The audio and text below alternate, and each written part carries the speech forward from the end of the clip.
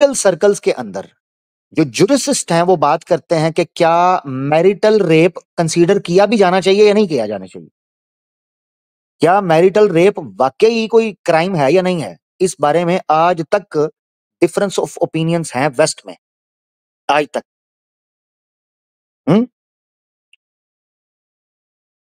تو اس میں اس چیز کو ڈسکس کیا جاتا ہے کہ دیکھو ایک عورت شادی کر کے ایک ہسبینڈ کے پاس آئی ہے. اب جب اس کو تپ چڑھے وہ تھوڑی دیر بعد کیس ڈال دے، وہ کہے جی مجھے میرا میریٹل ریپ ہوا ہے. او بھائی تو بیوی ہے، ہمیں کب پتا چلے گا تیرے ساتھ ریپ ہوا نہیں ہوا؟ اور ریپ کرے گا کیوں تیرا ہسبینڈ؟ سوچنے کی بات ہے نا. یہ آرگیومنٹس ہیں ڈفرنس آف اوپینین کے. کچھ لوگ کہتے ہیں کہ ایک عورت نکاح کر کے آئی ہے، ریپ کا تو تصور ہی نہیں بنتا. ریپ تو کسی اور وجہ سے کیا جاتا ہے، جب کسی بندے کا ہاتھ نہ پڑ رہا ہو یا اس کو اور طریقے کا معاملہ ہو.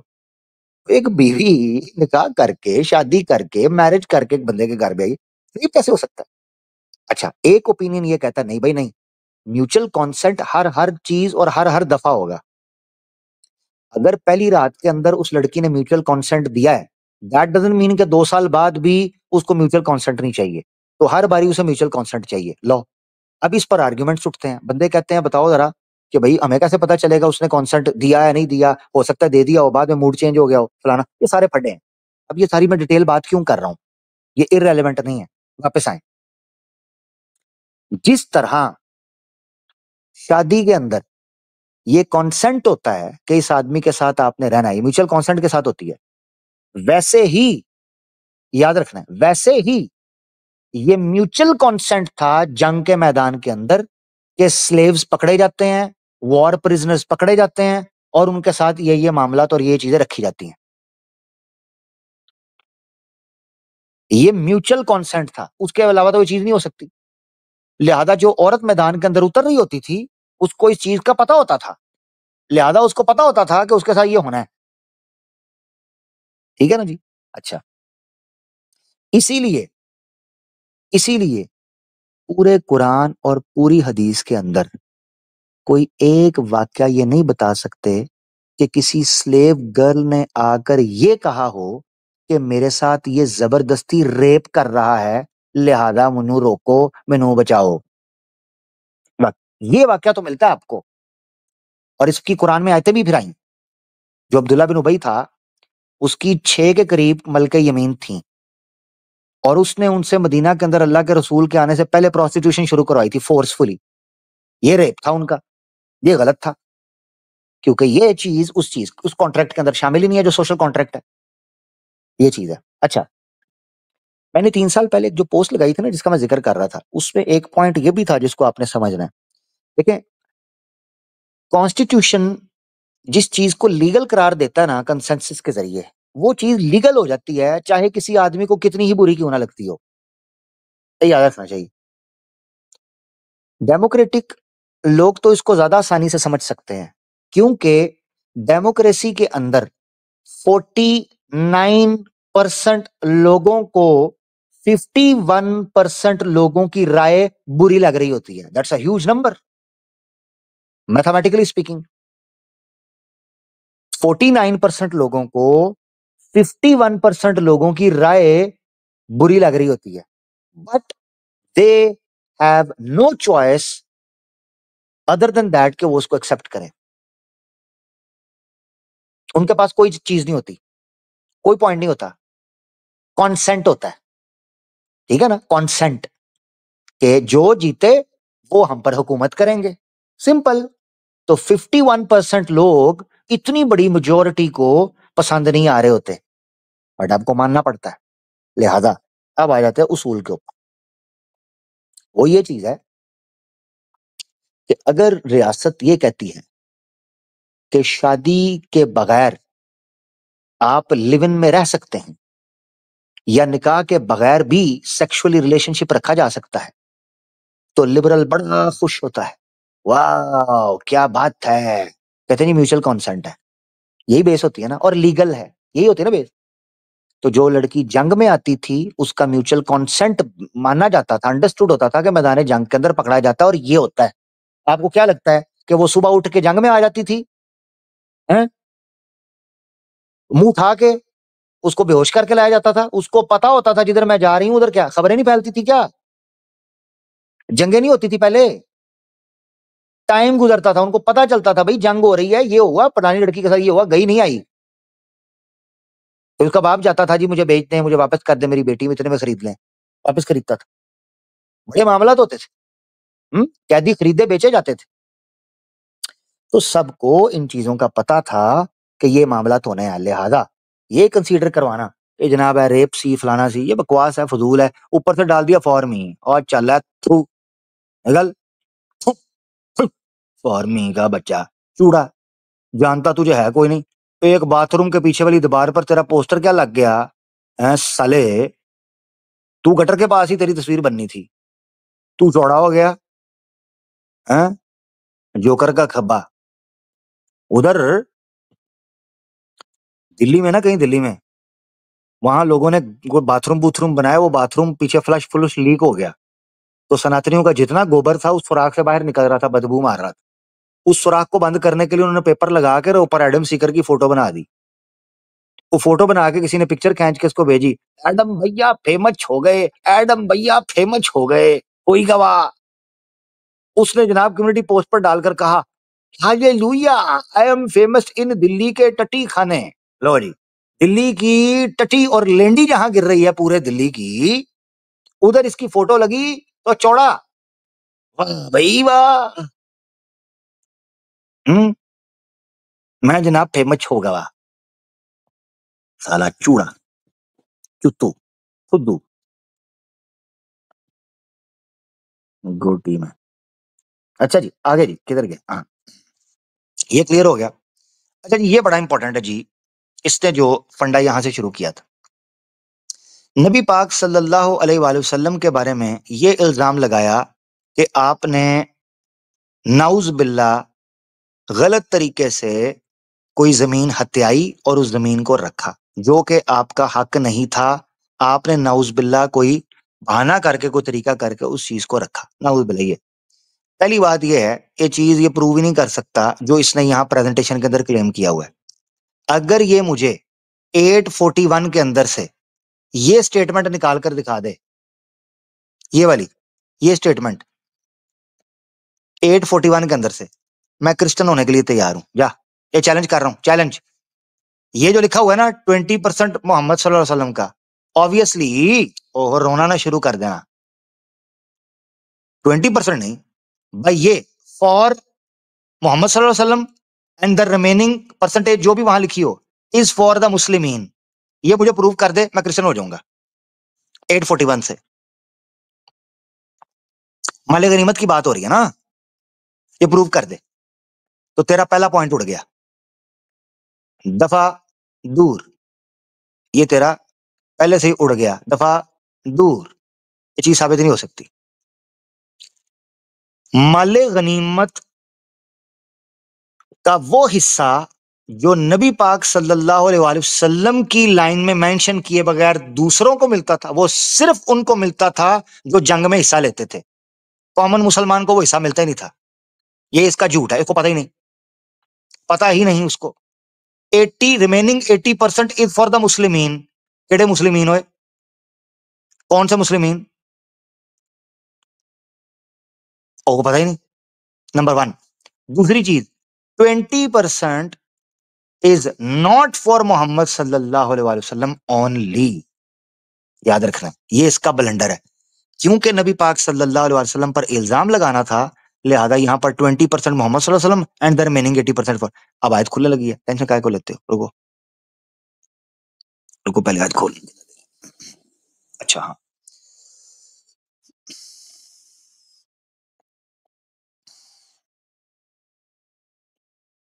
اچھا جی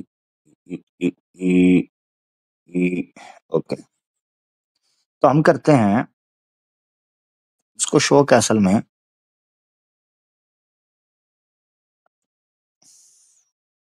اس کو اصل میں شوق ہے نا بڑا, وہ تفسیر بہاندہ, تو اس کو وہیں لے جاتے ہیں. دیکھو جی, یہ جی تفسیر ابن کثیر, اس کے بقول کھول رہا ہوں. ٹھیک ہے نا جی. یہ آیت ہے 41، اس نے جو بتائی 8 کی سورہ انفال 8 کی 41 نمبر آیت، اس کو ہم پڑھ لیتے ہیں. وَاعْلَمُوا، اعوذ باللہ من الشیطان، وَاعْلَمُوا أَنَّمَا غَنِمْتُم مِّن شَيْءٍ، جب بھی غنیمت کا مال ملے تو جان لو فَإِنَّ لِلَّهِ، اللہ کے لیے، خُمُسَہُ، اس کا پانچواں حصہ ہے. چلو ایک منٹ کے لیے مان لیں 20%، اس نے کہا نا 5 حصے کا 20%، مان لیتے ہیں ایک منٹ کے لیے. اب آپ نے سننا ہے وہ محمد صلی اللہ علیہ وسلم کے لیے یا کن کن کے لیے؟ یہ سننا ہے آپ نے، یہ اس کا جھوٹ ہے. وَلِلرَّسُولِ، محمد صلی اللہ علیہ وسلم ایڈ ہو گئے اس 20% میں. آگے وَلِذِی الْقُرْبَى، نبی پاک صلی اللہ علیہ وسلم کے اہل بیت کے لیے، ٹھیک ہے جی، ان کے اہل و عیال کے لیے ایڈ ہو گئے کہ نہیں؟ اب سننا ہے وَالْیَتَامَى، یتیم، آرفنز، آرفن بچوں کے لیے، یتیموں کے لیے وہ حصہ نکلتا ہے. ایسا فراڈیا، ایسا فراڈیا یہ جو ہے نا اسلامو فوب، یہ کہتا ہے 20% اللہ کے رسول کے لیے، وہ کہتے ہیں وہ یتیموں کے لیے اس میں سے مال نکلے. والمساکین، مسکینوں کے لیے، کس میں سے؟ اس خمس کے اندر سے، 80% نہیں. ہاں. وابن السبیل، اور سبیل کے اندر سے. اور ابن سبیل لوگوں کے لیے، یعنی جو مسافر ہیں. ابن سبیل کا مطلب ہے مسافر جو لوگ ہیں ان کے لیے. تو یاد رکھنا چاہیے اس چیز کو اوپنلی بیان کرنے کا مقصد یہ تھا کہ اللہ اور اللہ کے رسول کا حصہ اور یتیم، ذی القربا، مساکین اور ابن سبیل جو مسافر لوگ ہوتے تھے، اور فارنرز جو لوگ آئے ہوتے تھے بیچارے، جن کا گھر نہیں ادھر، پردیسی لوگ، پردیسی مسافر لوگ، ان لوگوں کا حصہ اس لیے کیا گیا تھا تاکہ ان لوگوں کا حصہ پہلے ان لوگوں تک پہنچایا جائے. اس خمس کے بعد جو باقی 4 حصے بچتے تھے، ٹھیک ہے نا، وہ 4 حصے پھر جنگجو لوگوں کے اندر اس ترتیب سے بانٹے جاتے تھے. یہ یاد رکھنا چاہیے. اچھا جی، آگے بڑھتے ہیں.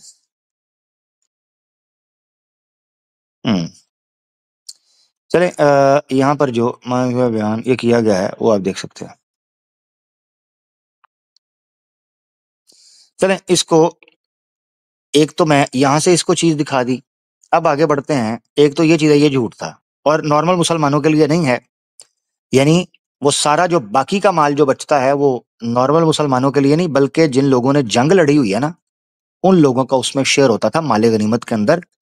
میرا دل ہے ایک دفعہ اگر اللہ تعالیٰ نے توفیق دی تو ایک پروگرام کروں گا کہ یہ جو اعتراض یہ لگاتے ہیں نا مال غنیمت کے حوالے سے، اس کے اوپر نا یہ والا جو اعتراض ہے، اس کے اوپر میں کبھی اور ڈیٹیل سے سٹریم کروں گا جو کہ غنیمت کے حوالے سے ہوگا، مال غنیمت کے حوالے سے پورا. میں نے ایک بار ذکر بھی کیا تاکہ پتہ چلے کہ کیا واقعی ان کا الزام یہ ٹھیک ہے کہ مال غنیمت اس لیے بڑا فائدہ مند تھا جناب، اس نے مالا مال لوگوں کو کر دیا تھا. تو اس سے پتہ چلنا چاہیے کہ مال غنیمت ملتا کن لوگوں کو تھا. ان لوگوں کو دماغ نہیں کام کرتے.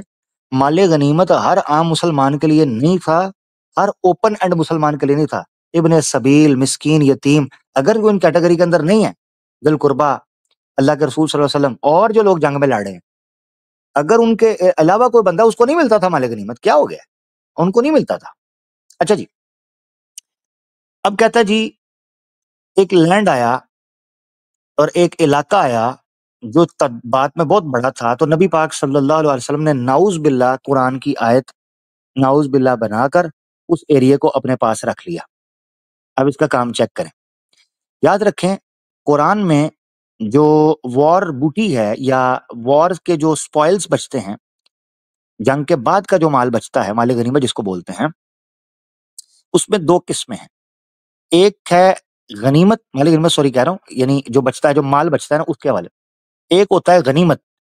غنیمت کہتے ہیں ایسا مال جو جنگ کے بعد حاصل کیا جائے، اور ایک کو بولتے ہیں مال فہ، جو 59 کی 6 میں ایکسپلین ہوا ہے. اس مال کو بولتے ہیں مال فہ. اس کا مطلب ہوتا ہے کہ جس جنگ کے اندر ہتھیار نہ اٹھائے گئے ہوں، خون نہ بہایا گیا ہو، بلکہ دشمن بھاگ گیا، یعنی آپ ایک بارڈر پر پہنچے، دشمن بھاگ گیا اپنا علاقہ چھوڑ کے، یا اس نے سرنڈر کر کے آپ کو دے دیا، آپ کو گھوڑے دوڑا کر تلوار چلا کر وہاں پر نہ پہنچنا پڑا ہو، تو ایسا مال مال فہ کہلاتا ہے.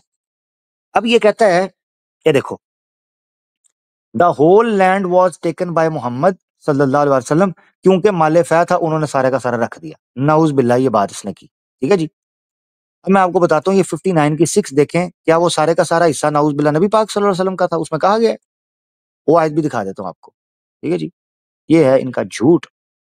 اور اس سے بھی ایک چیز پتہ چل جاتی ہے کہ یہ لوگ رڈیے اسلام کی نفرت میں کس حد تک پہنچے ہوئے ہیں. تو 59 کی 6 ہم آپ کو دکھا دیتے ہیں آپ کی اسکرین پر. یہ رہی جی. یہ دیکھیں جی سورہ حشر 59 اور اس کی 6 نمبر یہ والی, یہ 6 نمبر آیت ہے. پڑھتے ہیں. تو یہ ہے افا, مال فہ کی ٹرم یہاں سے نکلی ہے افا سے. وما افا اللہ علی رسولہ منہم فما اوجفتم علیہ من خیل ولا رکاب ولکن اللہ یسلط رسولہ علی من یشاء واللہ علی کل شیء قدیر. اللہ نے مال فہ عطا کر دیا اللہ کے رسول کو ان علاقوں میں سے جن کے اوپر, اب رسول کو جو عطا کیا اس کی آگے تفصیل آئے گی کہ خرچ کیسے کرنا اس کو. ٹھیک ہے نا. تو علیہ, اب 6 کو پڑھا 7 کو پڑھا نہیں کیونکہ 7 کے اندر موت تھی اس کی, 7 کو تو پڑھنا نہیں تھا, 6 کو پڑھ کے دوڑ گیا. اب اس کو بتانے لگے ہیں تقسیم کیسے کرنا ہے. یہاں سے وہ شروع ہو رہا ہے. جن پر گھوڑے یا جن پر کجاوے نہ کسے گئے ہوں وہ اللہ تعالیٰ اپنے رسول کے حوالے کر دے. اللہ تعالیٰ اس چیز پر قادر ہے. اب یہ جو ما افا اللہ, وہ جو مال فہ آئے گا وہ کیسے آئے گا, یہاں وہ ایکسپلین ہو رہا ہے. ما افا اللہ علی رسول ہی, جو اللہ تعالیٰ نے اپنے رسول کے لیے مال فہ کی شکل میں دیا نا, من اہل القرا, کسی بھی بستی میں سے, اس کی تقسیم کیسے ہونی ہے. فللہ, مال غنیمت والا ہی. وللرسول, اللہ کے رسول, یہ بھی مال غنیمت والا ہی جو ہے نا وہ کیٹیگری ہے. ولذی القربہ, یہ بھی مال غنیمت والی ہی کیٹیگری ہے. البت والیتامہ, یہ بھی مال غنیمت والی کیٹیگری ہے. والمسکین, مسکین کو مال غنیمت والی کیٹیگری. وابن السبیل, مال غنیمت والی کیٹیگری, مال غنیمت والی کیٹیگری. کیا لکھا اس نے, اب پریزنٹیشن دیکھنا. جھوٹا, فراڈیا, فراڈیا, ڈرامے باز. کدھر گئی ہے؟ دیکھو, دیکھو پریزنٹیشن نے جڑی بنائی ہے ڈبیٹ کے لیے, جو اس نے بنائی ہوئی تھی, اس کو ذرا دیکھو. اس کو مٹا رہا ہوں تاکہ آپ کو نظر آ سکے. ٹھیک ہے, سارا مٹا دوں تاکہ آنکھیں کھول کے کسی نے دیکھنا ہے. دیکھو اس کا دھوکہ دیکھنا ذرا. اکارڈنگ ٹو قرآن یہاں پر خمس جن لوگوں کے لیے جائے گا ان میں پہلے سے نہیں یہاں دھوکہ مارا ہوا ہے. اب کہتا ہے لیکن کانٹرڈکشن یہ آیا کہ جب بڑا لینڈ آیا نا تو اللہ کے رسول نے کہا سارا میرے والے کر دو, سارا میرے والے کر دو. یعنی اس آیت میں جو میں آپ کو دکھا چکا ہوں 5 لوگ, وہ لوگ ہی وہ ہیں جن کو یہاں پر ملنا ہے 5 لوگوں کو. تو چینج کیسے ہوا, دماغ کھولا ہے تو نے, چینج کیسے ہوا, چینج کیسے ہوا.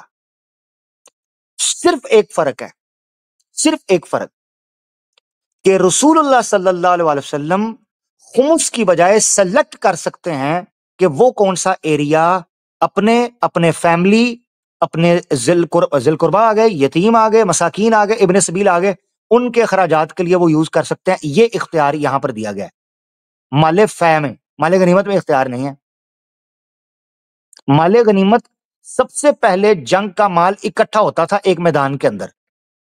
مال غنیمت کی تقسیم کا طریقہ یہ تھا ہسٹوریکلی, ایک گراؤنڈ میں ایک میدان کے اندر وہ سارا مال اکٹھا کیا جاتا تھا.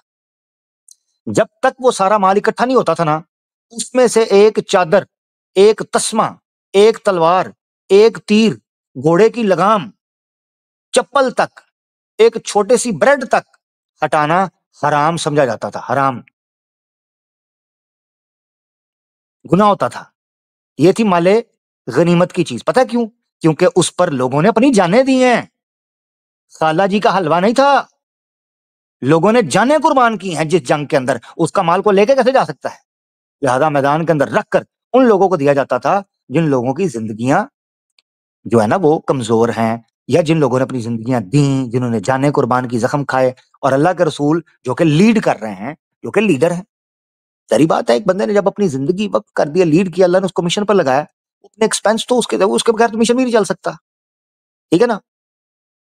تو مگر اصل چیز یہ ہے، میں نے ایک پروگرام بھی کیا تھا کافی سال پہلے، کوئی 4-5 سال پہلے، وہ چیز پڑی ہوئی تھی یوٹیوب کر کے، کیا اللہ کے رسول پاک صلی اللہ علیہ وسلم ناؤز باللہ مال اکٹھا کرتے تھے؟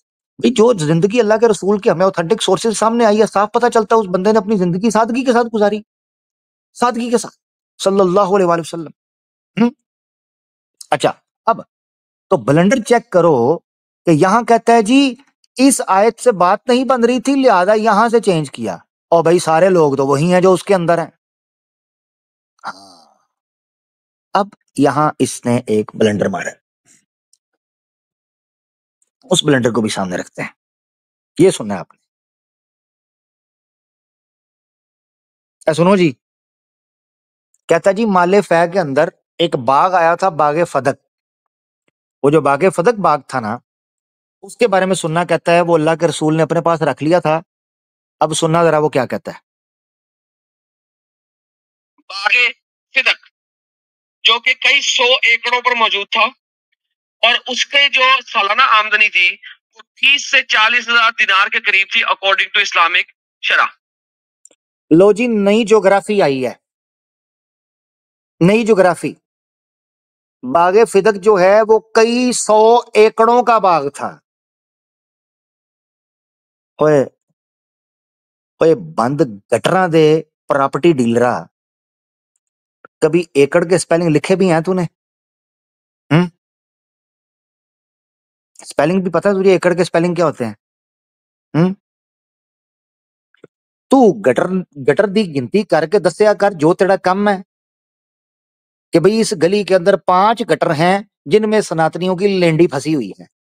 تیرا کام یہ ہے تو یہ بتایا کر، تیرا کیا لینے دینا ہے؟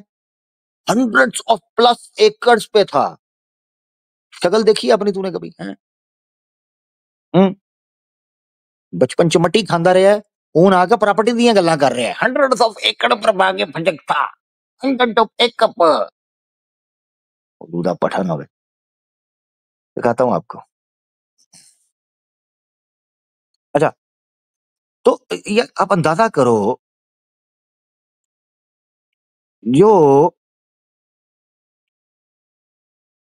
ایریا آف جو فدق تھا نا، کل ملا کے اس لینڈ کی جو لمبائی بنتی تھی نا، جو لمبائی بنتی تھی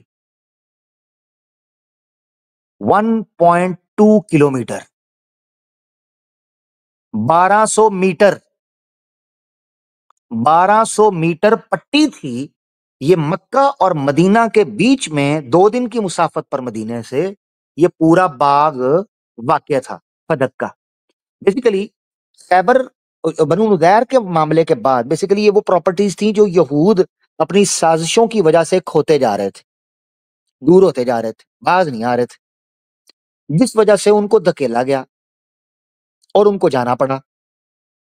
جو باغ فدق ہے نا، یہ بھی اللہ کے رسول کے پاس آدھا انہوں نے بھیجا، اور آدھا جو تھا نا انہوں نے کہا اس کو ہم اپنے پاس رکھتے ہیں مگر اس کو ہم کاشت کریں گے، باقی پہ آپ کاشت. تو اللہ کے رسول نے کاشت کرنے کے لیے بھی ان کو ہی کہا کہ آپ کرو، اس کی جو آمدنی نکلے گی نا وہ آپ نے ان 5 لوگوں میں، اللہ کے رسول، ان کے ذی القربہ، یتیم لوگ، orphans، اور جو پور لوگ ہیں، نیڈی لوگ ہیں ان کو، مساکین، اسی طریقے سے جو ٹریولرز ہیں وابن السبیل، ان کو یہ پیسہ جایا کرے گا. اچھا یہ چیز طے پائی تھی مال فہ کے حوالے سے بھی، یہ یاد رکھنا چاہیے. اللہ کے رسول صلی اللہ علیہ وسلم کیا یہ مال گھر لے کے جاتے تھے؟ کیا یہ زمین گھر لے کے جاتے تھے؟ نہیں.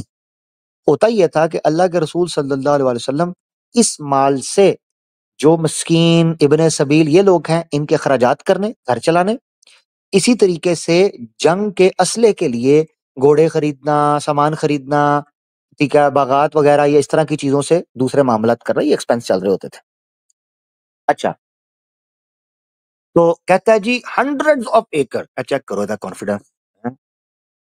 برج خلیفہ دے باہر شاپر چکن والا کہتا جی فدق جو ہے وہ ہنڈریڈ آف ایکڑ کا باغ تھا الو کا پٹھانا ہوئے تھے باغ فدق جو کہ کئی 100 ایکڑوں پر موجود تھا اور اس کے جو سالانہ آمدنی تھی وہ 30 سے 40 ہزار دینار کے قریب تھی اکارڈنگ ٹو اسلامک. لو جی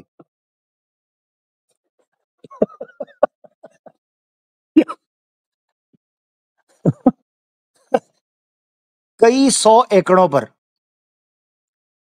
1 ایکڑ بھی نہیں بنتا تھا وہ آدھا ایکڑ بھی نہیں بنتا تھا وہ 0.002 ایکڑ کا حصہ بنتا ہے وہ 1200 میٹر آدھے کلومیٹر سے یعنی 500 سے 600 میٹر 500 سے 600 میٹر کی اس کی چوڑائی تھی اور 1200 میٹر جو ہے یعنی 1.2 کلومیٹر اس کی لمبائی تھی تو 1200 میٹر 1 ایکڑ تو کیا آدھا ایکڑ بھی نہیں بنتا پونا ایکڑ بھی نہیں بنتا ڈرامے باز فراڈیا روندا شگل نو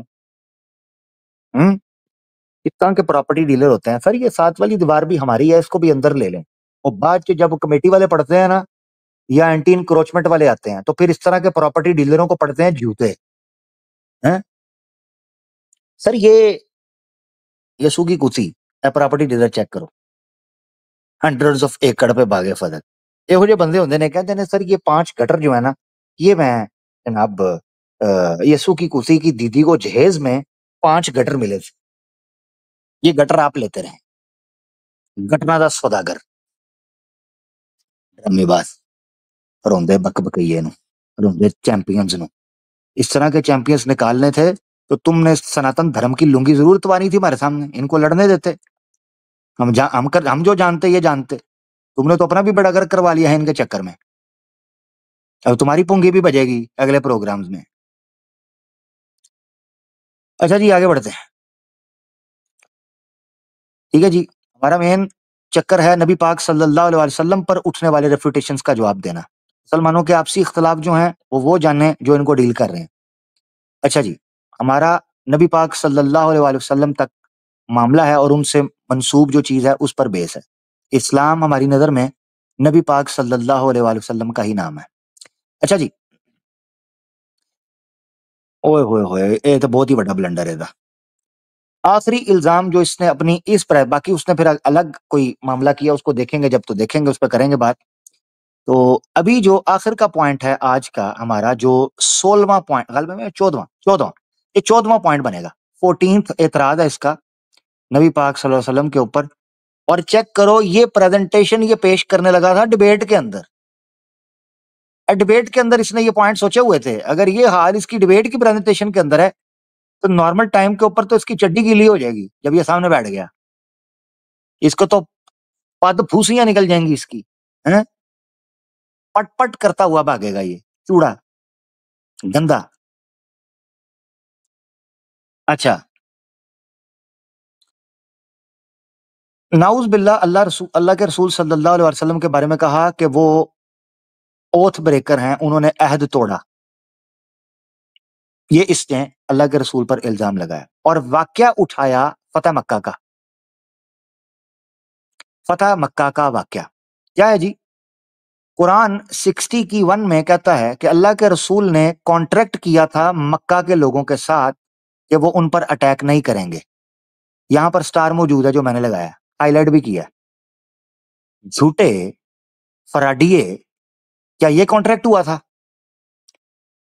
کانٹریکٹ ہوا تھا کہ that he will not attack them and they will not attack him یہ تھا کانٹریکٹ کہ یہ ہوا تھا کہ اللہ کے رسول آپ پر اٹیک نہیں کریں گے مشرکین مکہ کے ساتھ صلح حدیبیہ میں جو ٹروس ہوا تھا وہ ٹروس اس بیس پر ہوا تھا کہ نہ تو اللہ کے رسول کے کوئی لوگ ان پر اٹیک کریں گے اور نہ ان کے کوئی لوگ اللہ کے رسول پر اٹیک کریں گے ایسا فراڈیا ہے چیک کرو ذرا پہلے اس نے مقدمہ یہ جملے ہوتے ہیں جب بھی آپ نے ان کے آرگومنٹس کو دیکھنا ہے ان کے سٹرکچر کو دیکھنا ہے کہ یہ جھوٹے فراڈی اپنی پریزنٹیشن کے اندر اس طرح کے جملے یوز کیوں کرتے ہیں تمہیں کیا لگتا ہے جان بوجھ کر نہ یہ پلان ہوتا ہے یہ حرامی ہے اسلاموفوبس ان کا دماغ کام ہی ایسے کرتا ہے خرافاتی گندے لوگ اس لیے نیگیٹو، اس لیے کہ پہلے کہہ دینا کہ دیکھو